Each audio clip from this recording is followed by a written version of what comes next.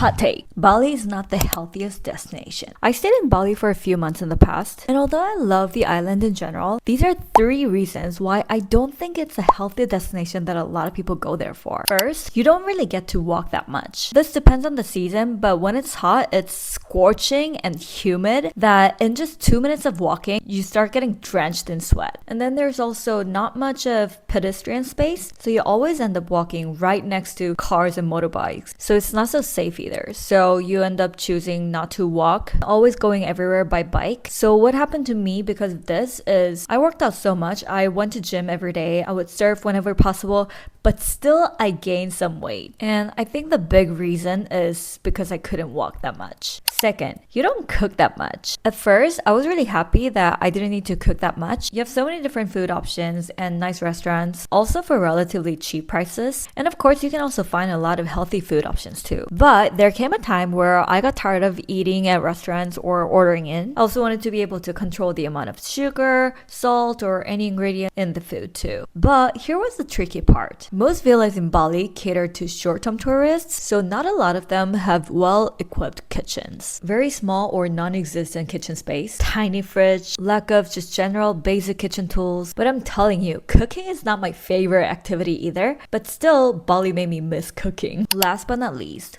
there's a lot of pollution. There are a lot of constructions going on these days everywhere. So whenever you go outside, there are always these construction like cement trucks, and you always end up biking right next to or behind these trucks. And man, the dust going into your eyes and nose. Ugh. And when I say pollution, it's not just the air, but also the noise pollution. Nowadays, it's so hard to find an accommodation that doesn't have a construction going on next to you. So imagine every morning waking up to this drilling sound.